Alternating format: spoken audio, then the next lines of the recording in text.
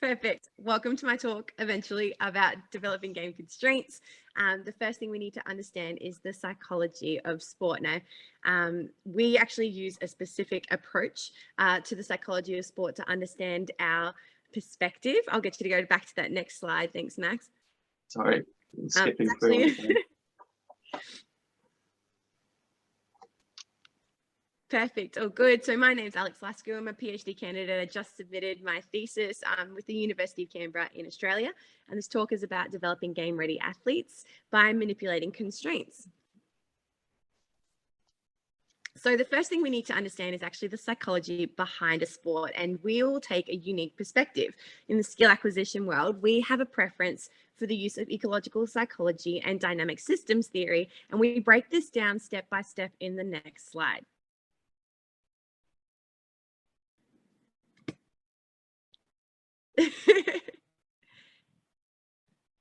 So ecological psychology gives us an understanding that information doesn't need to be cognitively processed. Instead, the flow of information available is enough in the environment for us to understand things subconsciously, which is why some athletes can't tell you what they're doing and why.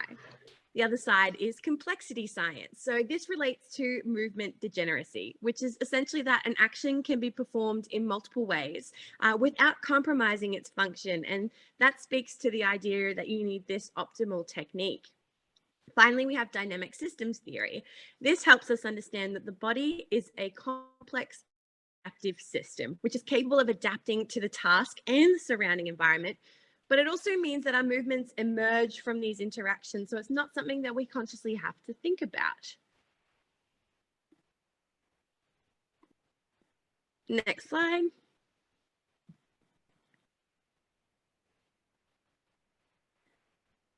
So the ecological dynamics approach in real terms means that we need to maintain interactions. If we want to capture expertise authentically, we need to make sure the person, the task that they're doing, and the environment itself as they interact normally looks the same as it would during their performance environment or the game that they're playing.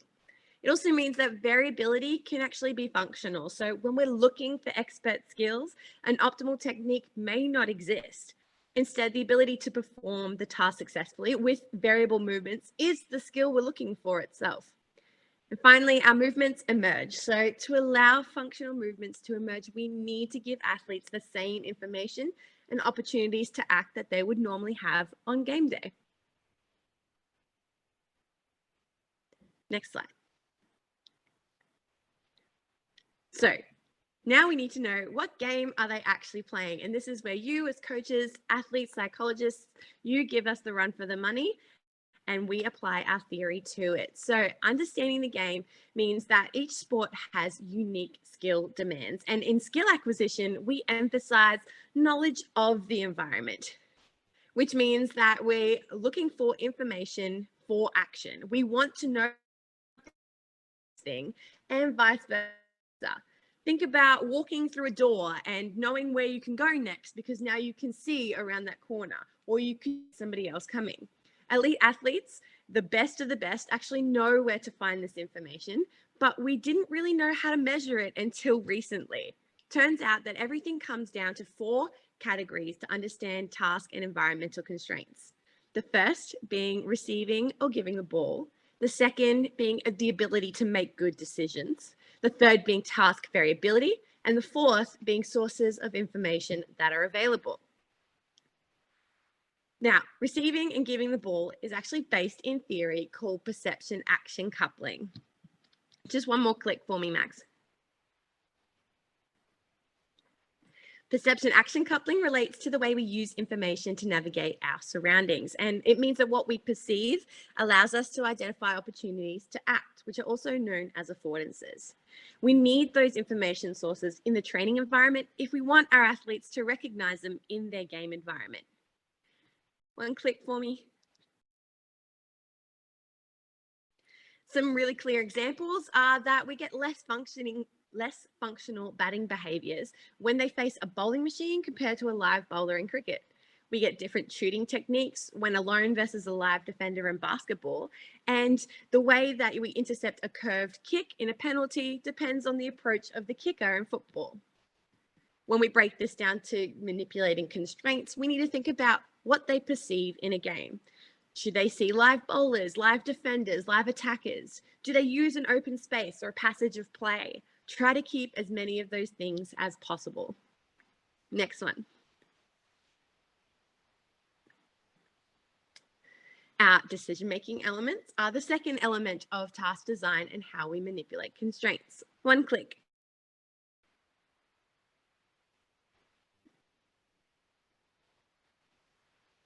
So behaviors emerge from our interactions between a person and their skills, their task, and the environment.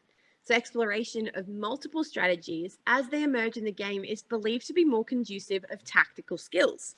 If decision-making elements are missing from the training environment, then opportunities to act may not be utilized when they emerge in a game. One click. Some examples in sport are, how do you know if it's a run, a boundary, or a wicket in cricket? How do you know you've made the right pass to set up a goal in football? And how do you know your shot is going to be a winning return in tennis? These constraints arise as information on outcomes and consequences of actions. What is happening as a result of what I have done? It often means providing a live opponent or information about what that action did, the direction of the ball, the next movement, the next passage of play. Next slide.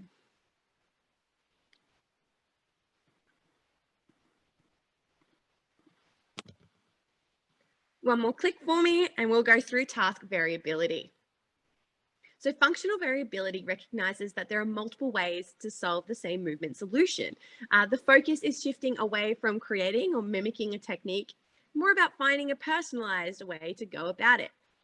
Task variability can either be within the task, so providing different versions of the same task, or actually scheduling different tasks themselves. One click. Some really clear examples in sport. There is more than 22 shots to choose from when playing cricket. Man United hold the record for the most passes in one EPL game of 942. That is a lot of decisions to make. And the record for field goal attempts in basketball is currently held by Kobe Bryant, and he took 50 in one game. And so to maintain these and prepare athletes for these scenarios, we can set challenges.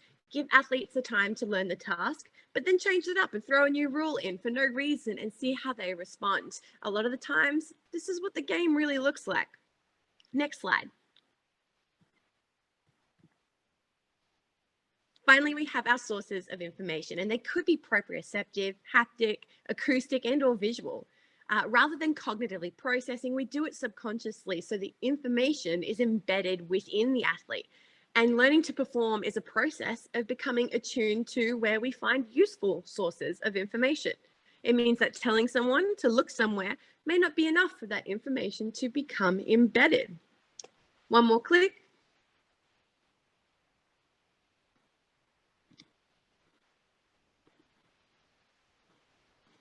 Perfect. So our examples in sport include a bowler's approach, their ball seam, situational experiences, field positions, etc. in cricket. We also know that footballers who take on more exploratory behaviour before they receive the ball actually perform better with the ball when they get it.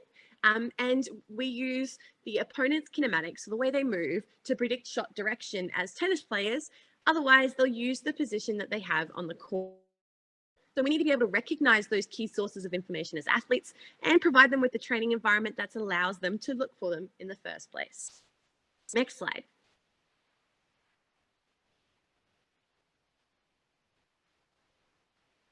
So some reflection questions for you about manipulating constraints and what your game days look like. What would your athletes be searching for in their game environment to inform their next move? How do they know they've been successful? Do they have access to this information in the training environment? And do you know how to incorporate them? Because I find that is the hardest part as a practitioner. Next slide.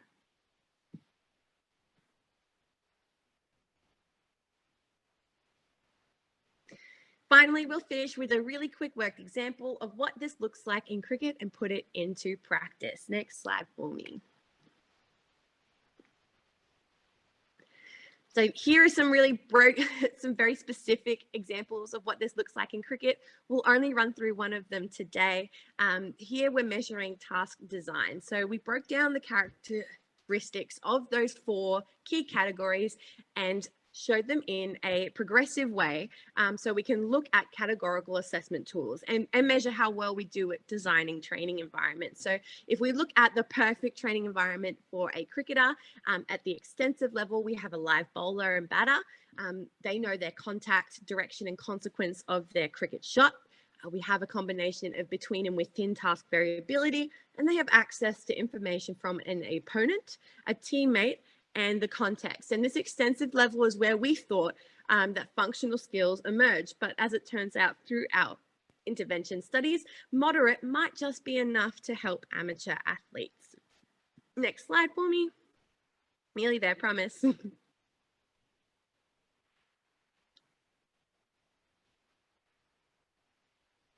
So if we look at one really specific example, if the batter wants to score more singles, then we can encourage and or reward single scoring behaviours through points or instructional constraints that we give them. What if we make each single worth 6 runs and we tell them to score as many runs as they can? What if we ask them to face the least amount of balls so that every time they're on strike, they're trying to get off and find their next scoring opportunity? These are the things that you can identify with your content knowledge of what the sport looks like in conjunction with the athlete's experience. Next slide for me.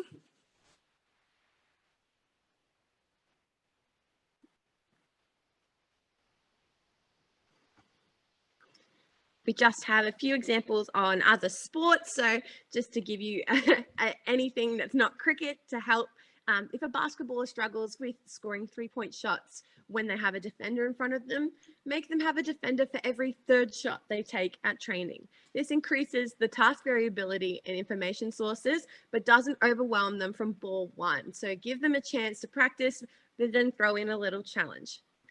Similarly, if a rugby team is struggling to work as a defensive unit, encourage them to work in small groups and give them an advantage with a defensive overlap so that the players that are attacking are making up their own plays. This encourages the group to work together, to work out what their opponents are doing, and then once they get the hang of that, give them an attacking overlap and see how they respond. Oftentimes, you don't get that much warning in a game, and ideally, we want them to respond in their own unique way.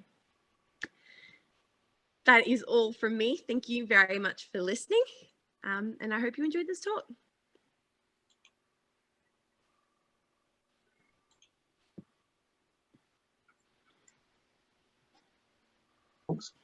Thank you so much for that, Alex. That was a really fantastic talk, and thank you for persevering through that, because that was less than optimal conditions. And I'm sorry if it kept jumping forward. That wasn't me. It was an automatic time, I think, that was on it. Yeah.